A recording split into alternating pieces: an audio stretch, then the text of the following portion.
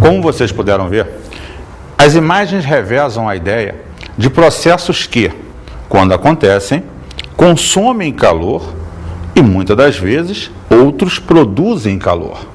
Então, o que a gente vai tratar nesse ambiente agora é justamente o que nos leva a produzir energia, geralmente na forma de calor, ou o que leva a gastar essa energia. Então você observou em vários momentos das imagens essas trocas de calor. Por isso hoje vamos estudar Termoquímica 1, é o tema da nossa aula. Quando se fala em termoquímica, se fala no estudo justamente das trocas de calor que ocorrem em um processo químico ou processo físico que também pode ter envolvimento de calor. Então a gente vai estudar justamente, num primeiro momento, onde buscar esse calor, de que forma ele ocorre, e em seguida trabalhar maneiras de calcular esse calor, que também pode ser chamado ao longo da nossa aula de entalpia, outra palavra que justamente caracteriza a palavra calor. Uma exposição excessiva ao calor pode elevar a temperatura interna do corpo, hipertermia, causar falhas no mecanismo de regulação da temperatura, na circulação sanguínea e perda de água em excesso. Outro ponto importante é a necessidade de uma alimentação saudável para manter a produção de energia e as funções diárias do organismo. Veja só, é importante destacar nesse texto que, uma alimentação sempre saudável e de produção de calor elevada é importante, porque é justamente dentro dessa alimentação bem feita que você vai gerar toda a energia para regular a tua vida e as tuas atividades do dia a dia. Outra coisa importante é ter cuidado no processo de hidratação. Quanto mais água se bebe, melhor. Hoje um ser vivo precisa, em média, esse ser humano, de 2 a 3 litros de água por dia para manter todas as suas funções estáveis. Vamos observar agora energia e alimentação. É importante, então, nessa fase, perceber que, no nosso caso, os alimentos são a fonte mais importante de energia, normalmente na forma de calor. Mas que toda e qualquer substância ou estrutura na natureza, ela apresenta dentro de si energia. Quando você pega um pedaço de madeira e taca fogo, você observa o quanto de calor se produz, o quanto de fogo se produz, luminosa, térmica e vários tipos de energia ali. Então, em todas as estruturas tem calor. E esse calor é medido em caloria. Essa unidade de energia é importantíssima dentro do seu processo. Vamos olhar melhor essa questão da caloria. Uma caloria, 1 cal, é a quantidade de calor para elevar de 1 grau Celsius a massa de 1 grama de água. Uma caloria equivale a 4,18 joules. Então você percebe que o que você vai tratar agora é uma forma de energia que vai estar expressa em calorias ou até quilocalorias. Lembrando que 1 quilocaloria é 1000 calorias. Vamos falar então do balanço energético. Observa, quando você come alguma coisa, isso que você come é digerido. E essa digestão produz energia. É um conjunto de reações que liberam uma quantidade de energia que você normalmente vai trabalhar em 2 níveis: a energia metabólica e a atividade muscular. Observa que a energia metabólica é a energia utilizada na manutenção da vida. ela varia de 10 a 20% de tudo que é produzido no organismo. A atividade muscular é a energia que é utilizada para o funcionamento dos músculos e das tuas atividades diárias. Portanto, ela varia de 80% a 90% de todo o restante da energia. Mas cuidado, se comer demais, o excesso de energia vai virar gordura no seu organismo, além do que você precisa para fazer o balanço energético. Esse excesso sobra, então cuidado. Vamos ver e ouvir esse texto a seguir aí. Ele é interessantíssimo sobre as coisas diet e light. Diet e light. O alimento diet é indicado para indivíduos que apresentam patologias em que um determinado componente alimentar não pode ser ingerido ou deve ser consumido em quantidades limitadas. Pode-se citar como exemplo o açúcar no caso dos diabéticos, o sódio para os hipertensos, o colesterol para os hipercolesterolênicos, as proteínas para os portadores de insuficiência renal. Basta apenas um desses componentes estar abaixo do limite. Sendo assim, um alimento que não contém açúcar, mas que apresenta uma grande quantidade de gorduras, é considerado diet, mesmo tendo uma quantidade de calorias semelhante ao seu similar não diet, em função da grande quantidade de gorduras. Um produto é considerado light se contiver uma redução de no mínimo 25% do valor calórico ou da porcentagem dos nutrientes em relação ao seu similar.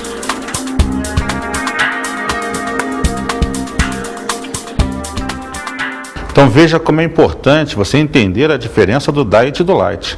O diet é aconselhável a portadores de alguma deficiência, porque ele não terá o elemento que vai destruir aquela pessoa. O light, ele só tem uma diminuição da quantidade daquele nutriente. Então, cuidado ao utilizar achando que o light não tem açúcar. Tem, ele tem menor quantidade. O diet não tem. Então, cuidado ao comprar ou trabalhar com esses produtos. Vamos olhar então agora o aspecto químico do processo em si. Sair dessa parte mais introdutória da ideia do calor, da energia gerado ou consumido em substâncias no teu organismo e vamos tratar mais quimicamente, vamos dizer assim, o processo reacional. Vamos ver agora a energia e as reações químicas. Quando você fala de uma reação química, lembre-se sempre, toda reação química ou é exotérmica ou é endotérmica. Sendo exotérmica, ela liberará calor quando ocorrer. Sendo endotérmica, ela irá absorver calor quando acontecer. Vamos primeiro tratar dos processos exotérmicos. Reações liberam calor, têm entalpia menor que zero. Exemplo, o propano, C3H8, quando queimado, em presença do oxigênio, O2, produz o CO2 e água. E uma quantidade de energia que nessa reação está acumulado em 2.000 kJ.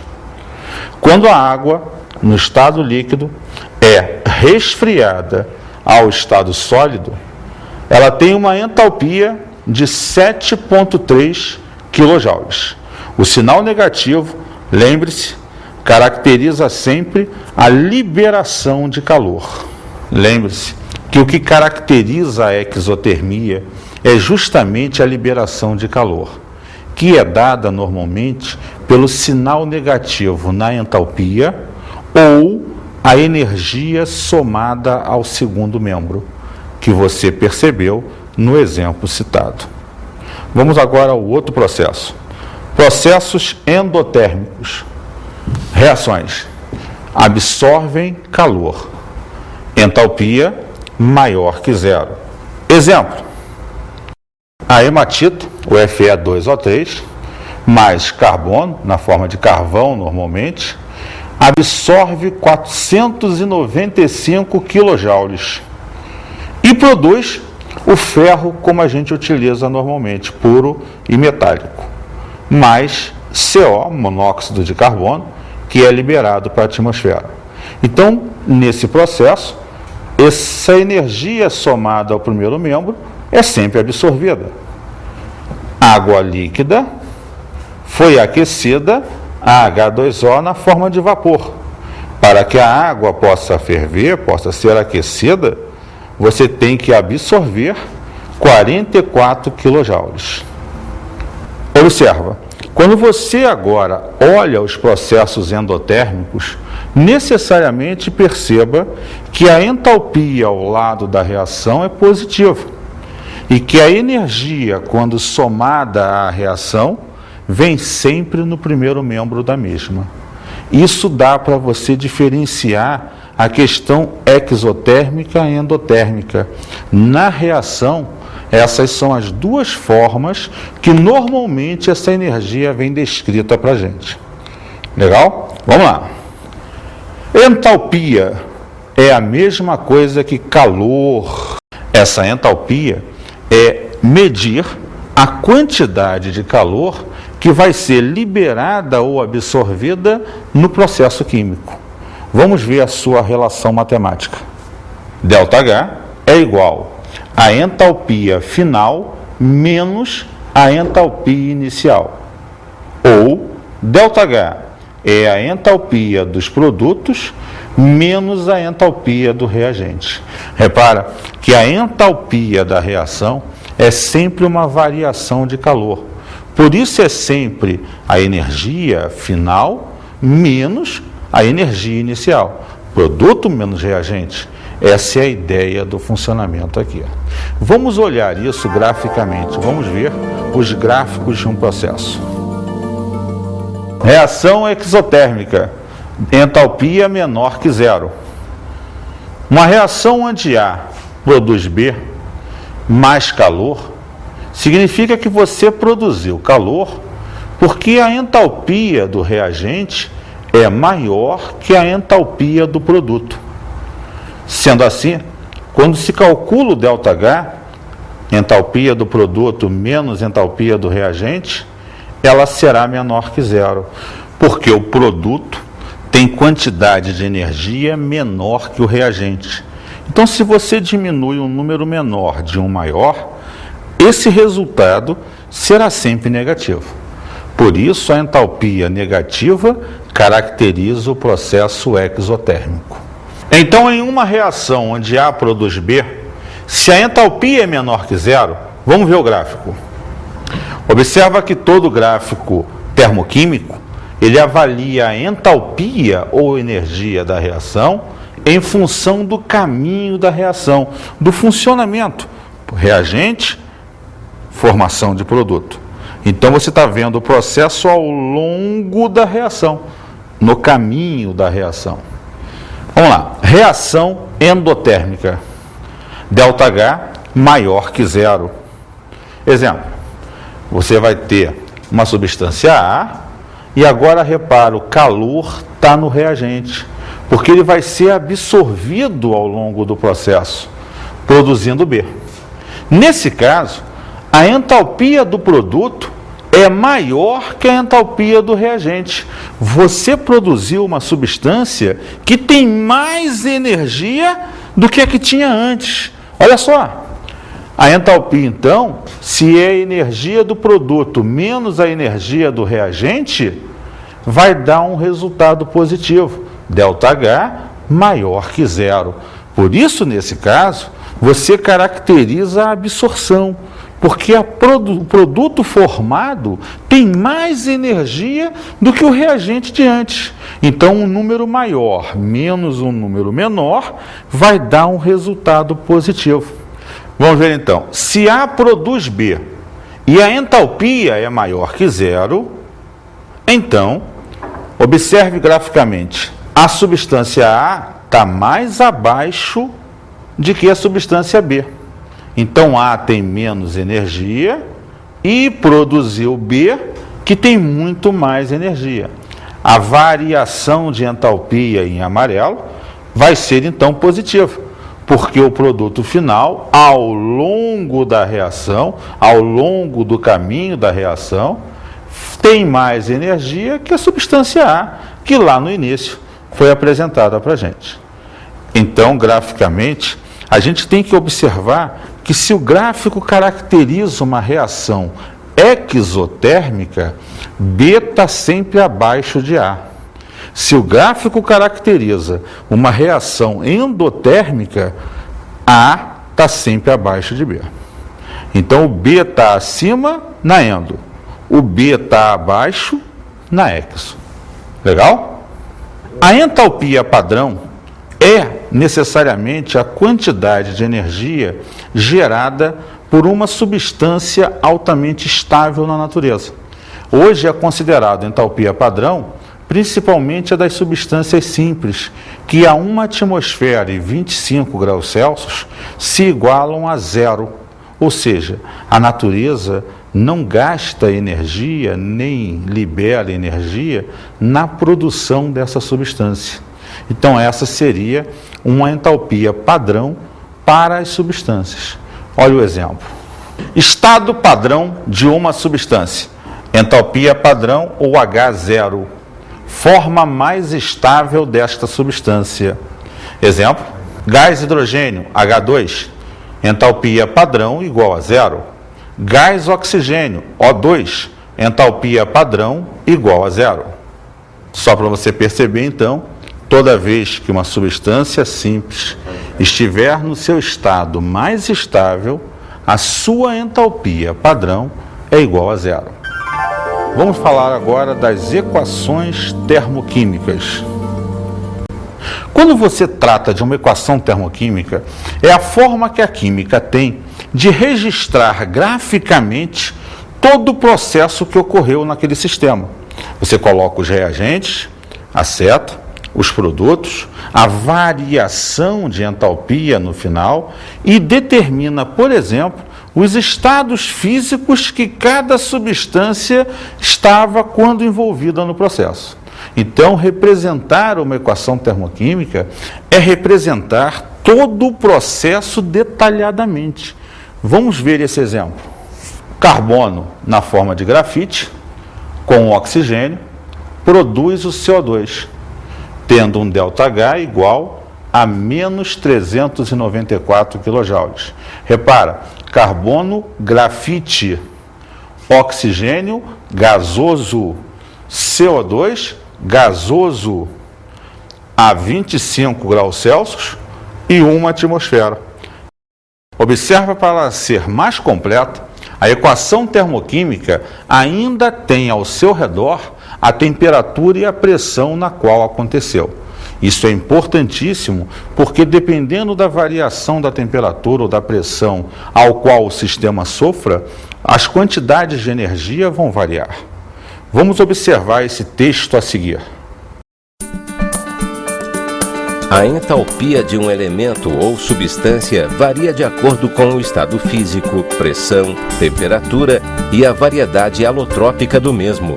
Logo, em uma equação termoquímica, devemos indicar a variação de entalpia, ΔH, o estado físico das substâncias envolvidas, a temperatura e a pressão nas quais ocorre a reação, o número de mols envolvidos no processo. Esse texto conclui todos os elementos fundamentais de uma equação termoquímica. Só lembrando uma última coisa, aqueles números que aparecem à frente das substâncias representam a quantidade de mols envolvidas no processo, coisa que você percebe lá na estequiometria com mais precisão, mas que é fundamental para avaliar o aspecto quantitativo do processo. Vamos observar agora os tipos de entalpia. Quando você trabalha o tipo de entalpia, deve-se lembrar que entalpia é tudo a mesma coisa, é a quantidade de calor envolvida no processo. Ela varia quanto ao tipo em função do tipo de reação que está acontecendo. Se é uma reação de combustão, de neutralização, se é uma reação de formação. Então, cuidado, não vai achar que são várias entalpias. Entalpia é uma. ela apenas caracteriza o tipo de reação ao qual essa energia estará ligada. Vamos lá. Entalpia de formação. A energia ou entalpia de formação é a quantidade de calor necessária para formar 1 mol de qualquer substância a partir das suas substâncias simples. Exemplo, H2 mais 1 meio de O2, produzindo H2O. Para produzir 1 mol de água, a entalpia de formação foi menos 68,3 quilocalorias por mol. Traduzindo, em 1 mol, libera-se 68,3 quilocalorias. Essa, então, é a energia de formação da água. Entalpia de combustão. ΔHC, Czinho representando a combustão. A energia de combustão, a entalpia de combustão, é a energia necessária para se queimar 1 mol de qualquer substância. Lembrando que no caso da combustão, a reação é sempre exotérmica, então ela sempre libera calor. Vamos ver um exemplo. O etanol mais 3 de O2, produzindo 2 de CO2 mais 3 de água. Para isso, ela tem uma entalpia de menos 326 quilocalorias por mol. Quando 1 mol de etanol queima, libera 326 quilocalorias. Não se esqueça que todo processo exotérmico tem sinal de entalpia negativo. Então, aquele menos que você vê na imagem, necessariamente representa a liberação de calor. Então, o menos sempre está associado na termo à liberação do calor. Ok? Entalpia de neutralização. ΔH, N, de neutralização. A entalpia de neutralização é a energia liberada ou absorvida quando 1 mol de íons hidrogênios reage com 1 mol de íons hidroxilas, caracterizando a neutralização ácido-base. Vamos ver o exemplo. 1 mol de íons hidrogênios, H+, reage com 1 mol de íons hidroxilas, OH-, produzindo 1 mol de água no processo. A entalpia para esse caso foi menos 57,7 kJ por mol, o que significa que 1 mol de ácido ou base forte, em geral, produz sempre 57,7 kJ. Essa é uma média energética nas neutralizações de ácido e base fortes. Vamos trabalhar agora a chamada lei de Hess. Hess foi um cientista que, em torno de 1840 e pouquinho, ele observou, através de alguns exemplos, que uma mesma reação, feita de uma forma direta, uma só etapa, ou em várias etapas, gastava, no sentido de liberar ou de absorver, a mesma quantidade de energia. Sendo assim, ele enuncia uma lei em que se baseia no seguinte processo: não importa se a reação é feita em etapas ou direta, a quantidade de energia envolvida no processo será sempre a mesma. Ou seja, os estados intermediários de uma reação não são considerados no cálculo da mesma. Essa é a súmula dessa lei. É em cima dela que você, mais à frente, vai observar como calcular a chamada entalpia da reação. Mas a base da lei é essa. Sendo assim, vejamos. Dada uma reação, o ΔH, ou entalpia da reação, é sempre a mesma. Não importa se a reação feita em etapas ou de forma direta. Um exemplo simples da aplicação da lei de Hess consiste na passagem de 1 mol de água para o estado gasoso nas condições do estado padrão.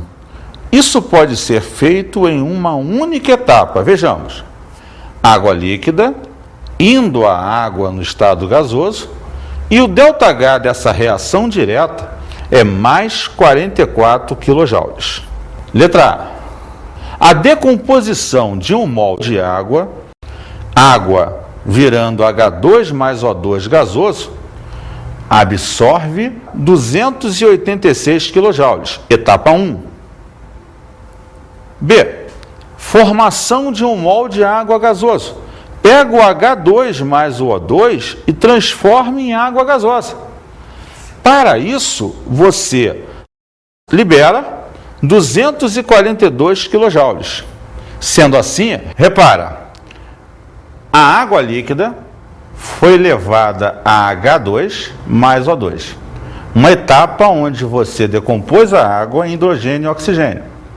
Você, então, absorve 286 kJ. Numa segunda etapa, esse hidrogênio e oxigênio produz a água no estado gasoso. O hidrogênio produzido nessa etapa foi consumido na outra. O oxigênio produzido nessa primeira etapa foi consumido na segunda. Sobra, então, a água líquida gerando a água gasosa, que tem um ΔH de mais 44 kJ. Observe, então, que nesse processo em etapas, você concluiu após as etapas que para produzir a água gasosa a partir da líquida, você absorveu 44 kJ. E foi mostrado a você, quando a reação estava direto, lá na letra A, que a mesma reação direta, sem etapas, absorvia 44 kJ. Isso significa dizer, comprovando a lei de Hess, que independente de estar em etapas ou estar numa linha direta de ação, o ΔH será sempre o mesmo. É o que basicamente a lei de Hess trabalha. Ou seja, como conclusão, podemos dizer que a entalpia da reação é a soma de todas as etapas do processo. ΔH1 mais ΔH2 mais ΔH3 e assim sucessivamente. Lembrando, então, que a entalpia da reação é a soma de todas as etapas envolvidas no processo. Vamos agora a um exercício. Conhecendo as composições do hambúrguer e do pão, dadas na tabela a seguir, hambúrguer de 100 gramas tem 24 gramas de proteína, tem 20 gramas de gordura e tem 56 gramas de água. O pãozinho de 25 gramas tem 12,5 gramas de carboidrato, 2,5 gramas de proteína, 1,25 gramas de gordura e 8,75 gramas de água. Letra A. Calcule o valor energético obtido pela ingestão de um pão de 25 gramas e um hambúrguer de 100 gramas. B. Determine quanto tempo em minutos uma pessoa deveria caminhar para consumir a energia obtida na ingestão do lanche mencionado no item A, sabendo que 1 hora de caminhada consome 1.100 kJ. Esse é um exemplo típico de problemas de concurso, onde o cara te dá uma tabela com a energia envolvida nos produtos, pão, hambúrguer ou o que seja, e você a partir daí vai fazer cálculos de quantidade de calor, energia em geral, que é absorvida ou liberada no processo. Vamos acompanhar a resolução desse exercício. O hambúrguer tem 24 gramas de proteína. Cada grama equivale a 17 kJ, ou 4 quilocalorias. Sendo assim, se você tem 24 gramas, 24 vezes 17, você terá 408 kJ, ou 96 quilocalorias. A gordura que você comeu, os 20 gramas de gordura, cada grama produz 38 kJ. Então, 20 vezes 38 vai dar 760 kJ ou 180 quilocalorias. Ou seja, comer o hambúrguer de 100 gramas vai fazer você produzir 1.168 kJ ou 276 quilocalorias. Vamos ver o pão.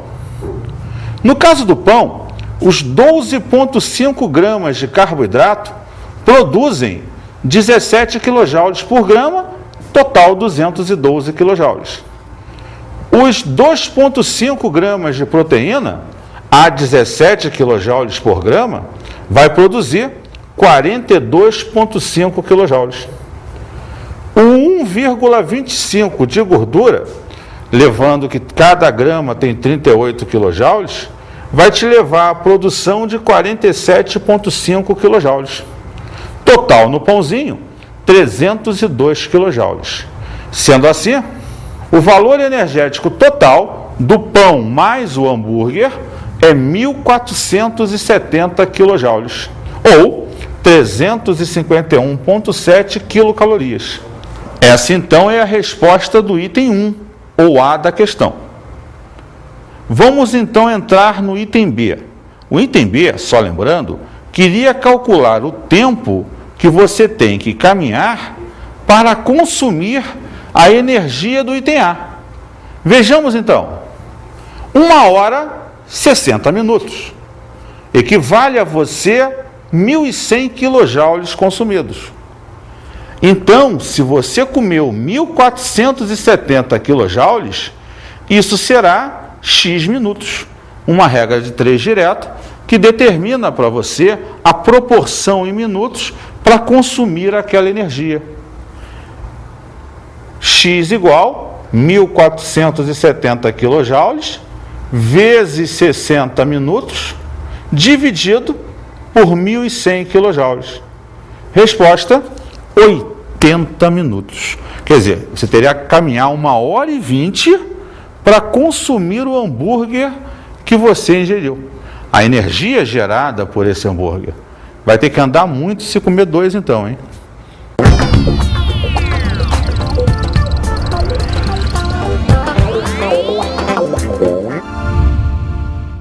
Uma boa dica para você é procurar tabelas nutricionais sobre o quanto de energia cada alimento produz quando digerido e a sua quantidade, e trabalhar exercícios envolvendo esse processo. Isso é importante para um concurso. Assim como trabalhar muito bem a questão gráfica da exotermia e da endotermia, outro ponto forte de vestibulares.